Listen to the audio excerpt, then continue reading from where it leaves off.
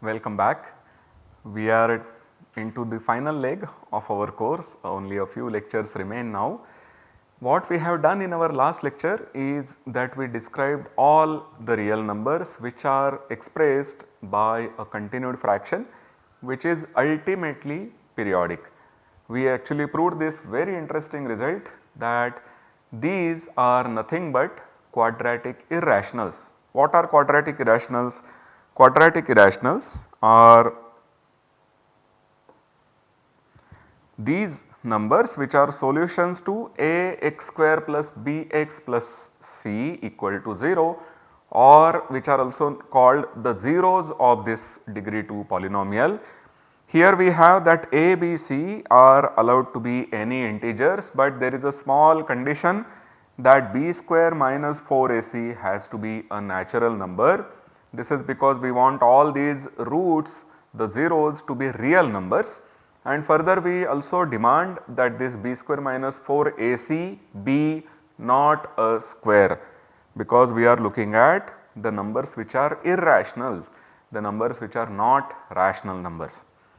We have also noted that all these numbers can be written in the form x plus y root m, where x and y are rationals but y is non-zero, because we are looking at the numbers which are not the rational numbers. If y is 0, then any such number equals x, which will then be a rational number.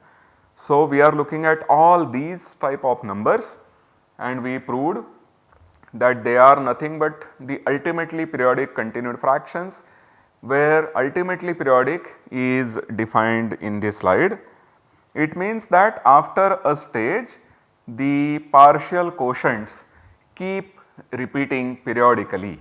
That means after this capital N, there is some capital N such that after this capital N you have a capital N plus 1, a capital N plus 2 dot dot dot, a capital N plus m, and that a capital N plus m happens to be the same as a capital N, and so on. So, the next ones keep repeating. So, this finite sequence of partial quotients is the sequence that keeps coming there periodically. This is what we mean by saying that it is an ultimately periodic continued fraction. So, there is this word ultimately, that is because the periodicity has started after some stage. If you remember, we did the continued fraction expansion for root 2 in the last lecture and we noticed that it was 1 comma 2 2 2 2 2. So, the first integer a0, the first partial quotient that we had obtained was 1. So, we leave the a0, but from a1 onwards we had periodicity and that period was 1. So, every integer that you obtain after that, every partial quotient was just equal to a1, which was 2. So, we had 1 2 2 2 2 2 2. So, there the period, the m is 1 and your capital N is also 1. The 0th one is not part of that periodically repeating set of partial quotients. That is what we had, but it may happen sometimes that your periodicity starts on the nose. If you look at 1 plus root 2, remember root 2 was 1 comma 2 bar, the 2 was getting repeated. Therefore, if you add 1 to root 2, now the integral part of 1 plus root 2 is going to be 2, and then you have 2 2 2 2. So, you have the periodicity right from the word go, you have the periodicity on the nose, and then these are somewhat special periodic, these are somewhat special periodic continued fractions, and one may wonder whether you can describe these also in some certain way. Are these of some special form? And indeed that is true. These are what are called purely periodic continued fraction expansions, and there is this very nice result that a real theta has a purely periodic continued fraction expansion if and only if there are two conditions. Condition 1 says that your number has to be bigger than 1.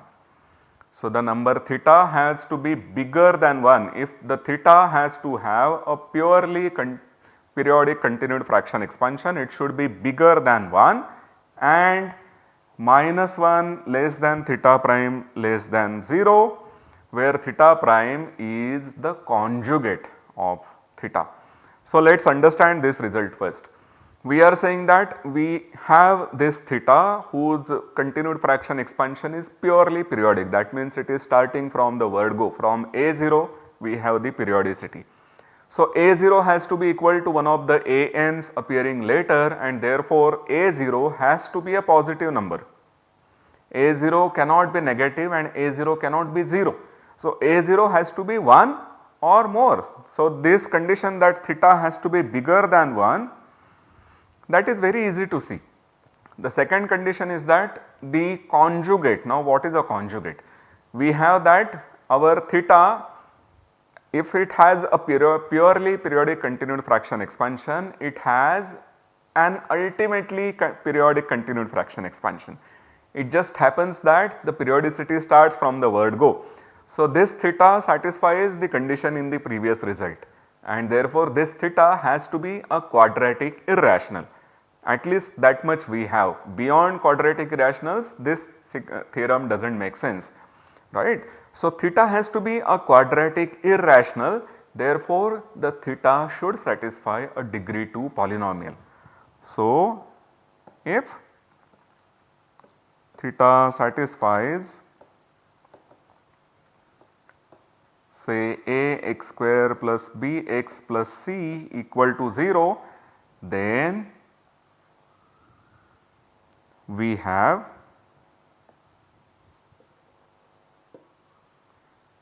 x minus theta into x minus theta prime equal to this ax square plus bx plus c for some theta prime. This is easy to see and I will not do this in this course. So, we can actually factorize this degree 2 polynomial over reals, where one root is of course theta, because theta does satisfy this. When you put x equal to theta, you are going to get 0. So, one root is theta and then there is one more root theta prime. This theta prime is called the conjugate to the theta that we started with. So, if your theta has the form a plus b root d, then theta prime is of the form a minus b root d. So, if you know how your theta is written in the form a plus b root d, then computing this theta prime is not difficult.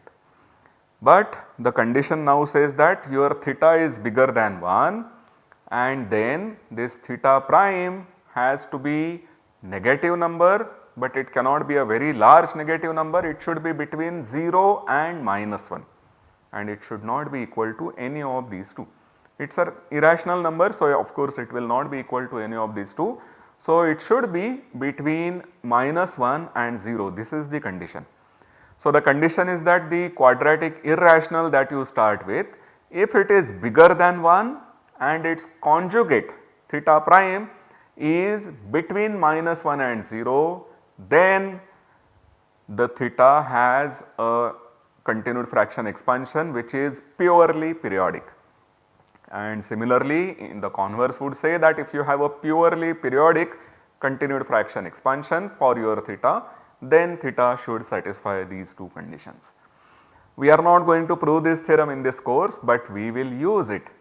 We would like to see that there are some certain real numbers which have purely periodic continued fraction expansions, and whenever we want to have that, we need to only check that these two conditions are satisfied. So, we give some examples of such real numbers.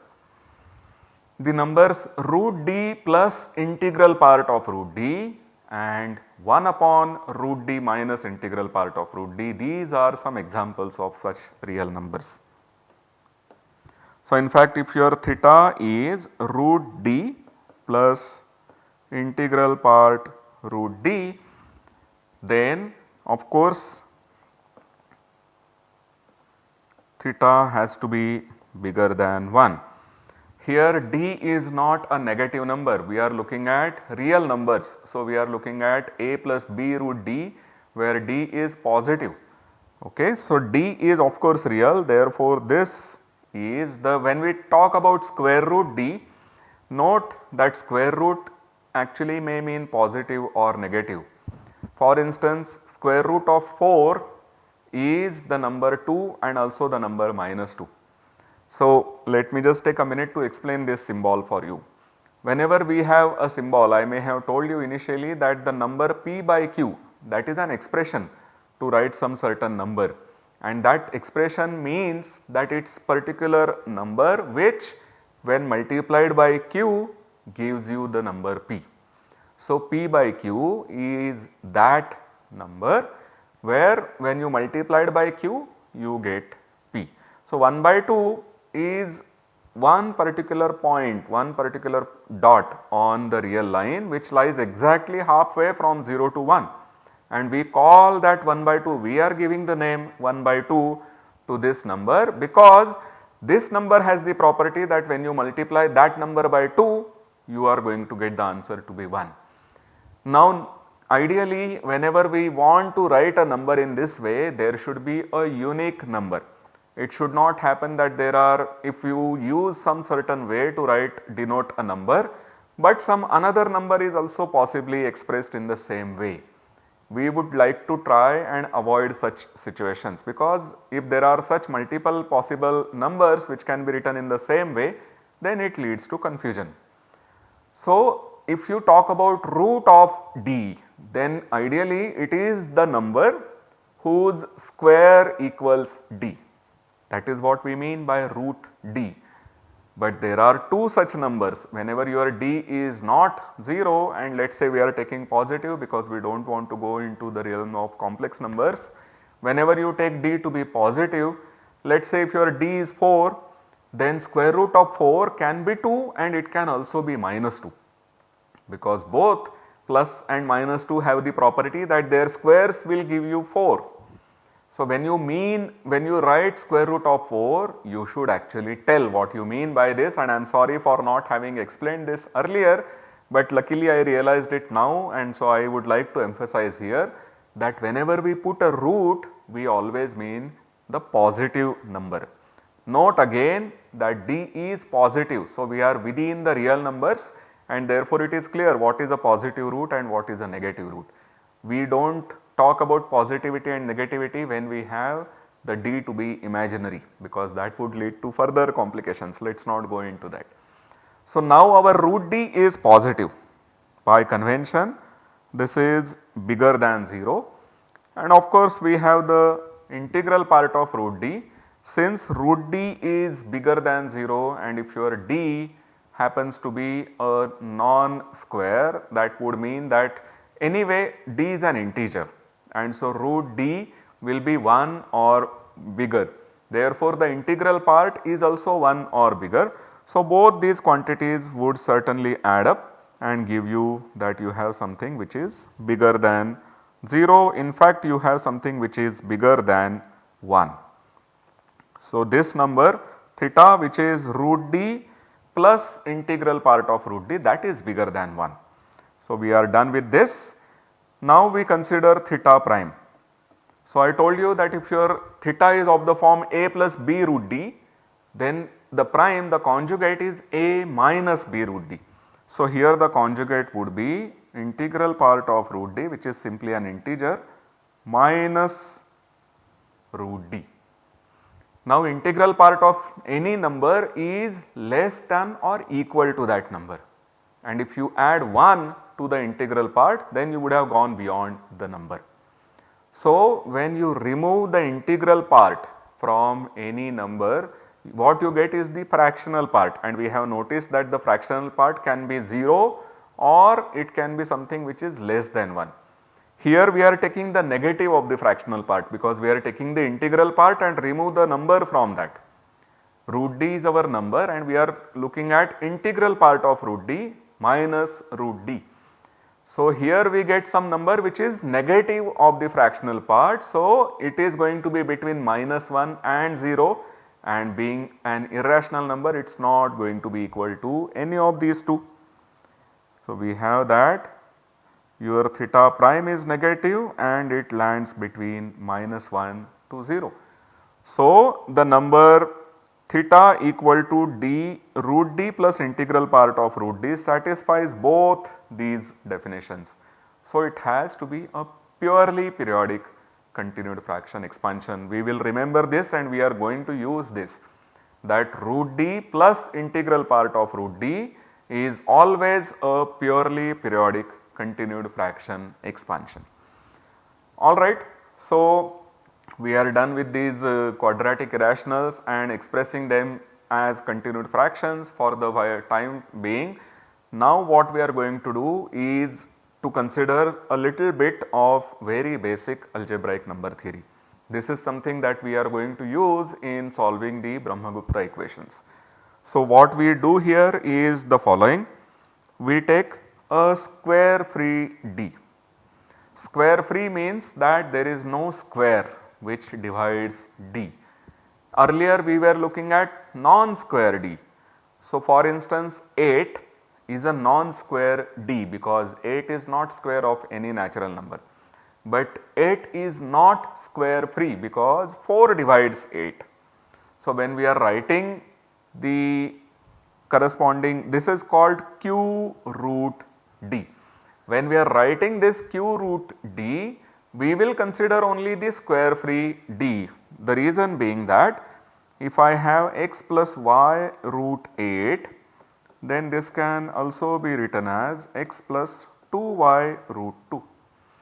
So, the number of elements which are in q root 8, the elements which are in q root 8 are contained in the elements which are in q root 2. And of course, we are allowing rational coefficients, x and y are rational. So, if you have a plus b root 2, this is a plus b by 2 root 8. So, we have that this is also contained in q root 8. So, these are the same sets. We have defined a set q root D by this way. So, this is our definition. It is of the form x plus y root D where x and y are rational numbers. Then it is enough to take the corresponding D to be a square free D. So, we will stick with this particular convention that our D is always a square free D. What can we do with this set? If I take any x1 plus y1 root D and add it to another such x2 plus y2 root D, we will get x1 plus x2 plus y1 plus y2 root D. So, this set q root D is actually closed with respect to addition. If you take addition of any two such numbers in the set, then the sum is again in the set. So, q root D is closed under addition.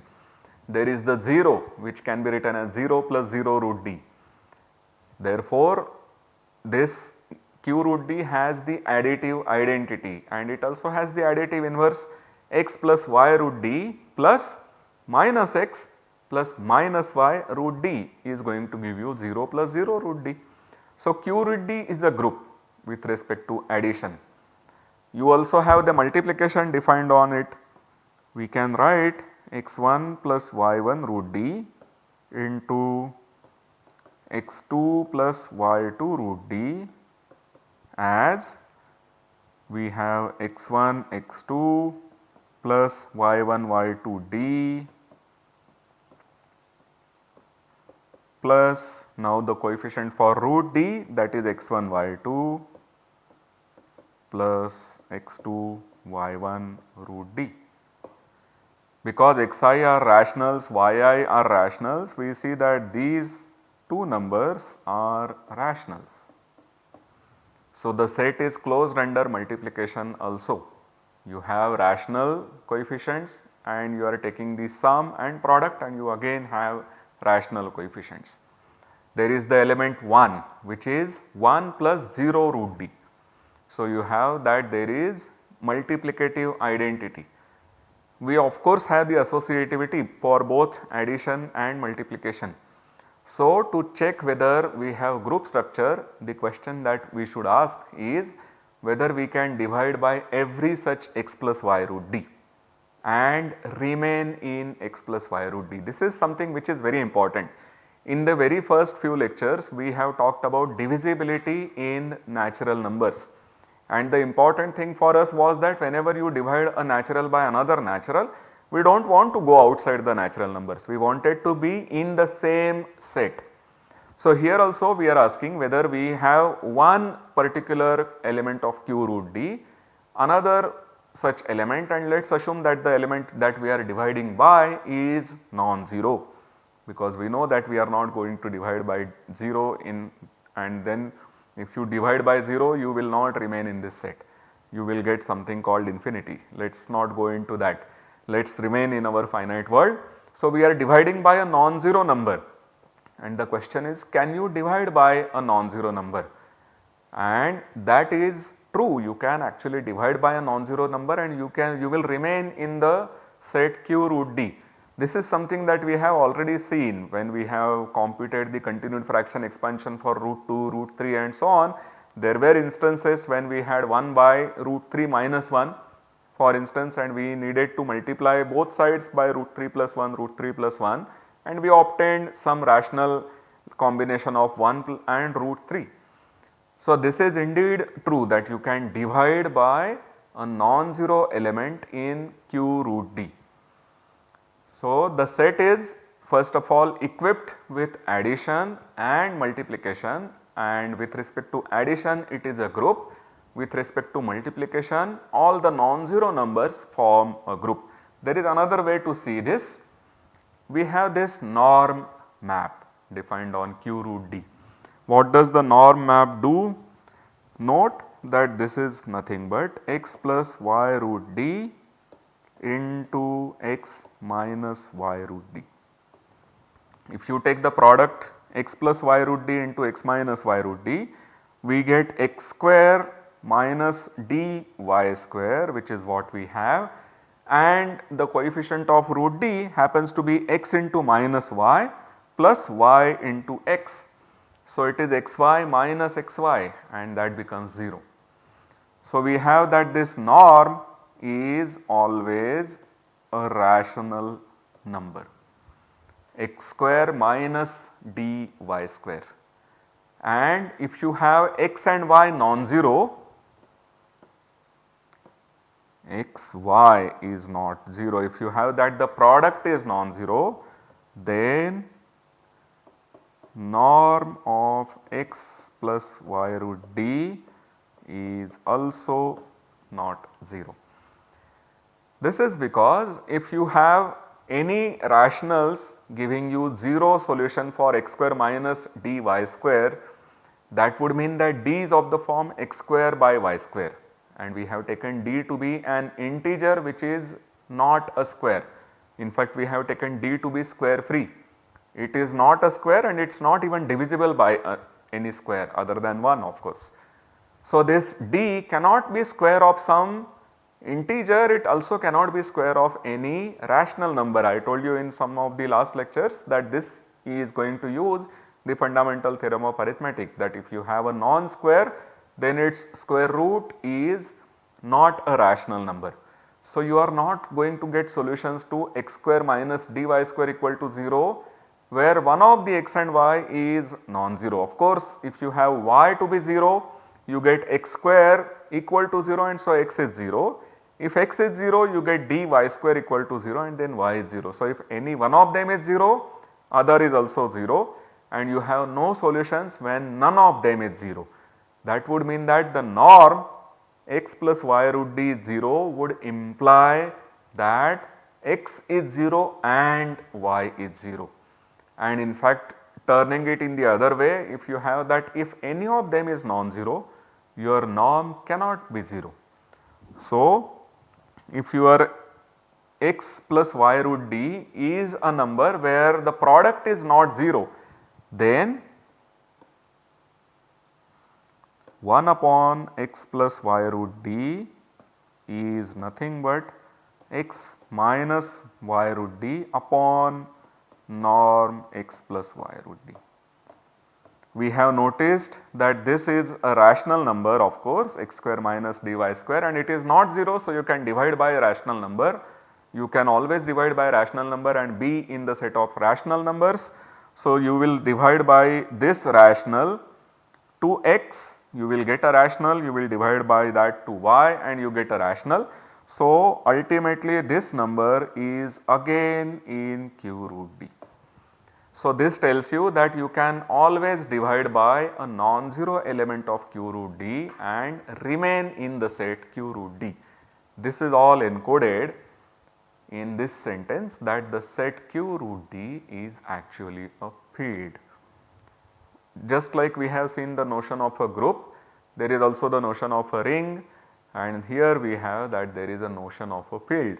Whatever it means, it just says that you can divide by non-zero numbers, and of course you can add and subtract and multiply by any number and you will remain in the set q root d.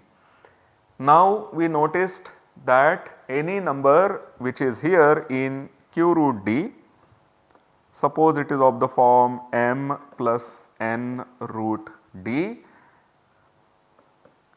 which is here in q root d, this satisfies a polynomial a x square plus bx plus c. Is satisfies means it is a 0 of or a root of this polynomial a x square plus bx plus c, where a, b, c are integers. Okay, this a need not always be equal to 1, because you know, for instance, we have the element 1 by 2 which is there in the rational numbers. So, it is there in q root d also, and the polynomial satisfied by 1 by 2 over integers. If you want ABC in integers, then the only polynomial satisfied by 1 by 2 is 2x minus 1. You cannot have a polynomial of the form x minus alpha satisfied by 1 by 2, where alpha is also an integer. Similarly, if you have any higher degree polynomial satisfied by 1 by 2 over integers, then the leading coefficient, the coefficient of the highest possible degree, that cannot be 1. This is something which uses slightly advanced mathematics, but that was only for an example.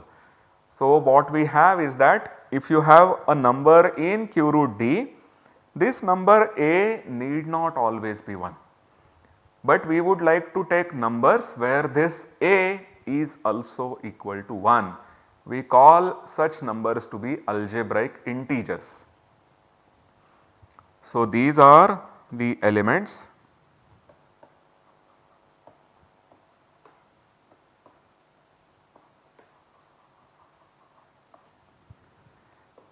m plus n root d in q root d that satisfy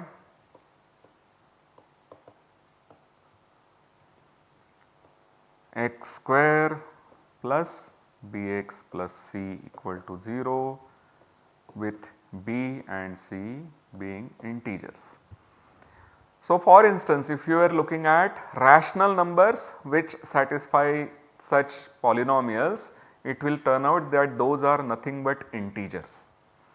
So, these algebraic integers, we are calling them integers, algebraic integers, for the reason that when you consider the field of rational numbers, the algebraic integers in rational numbers are the ordinary integers.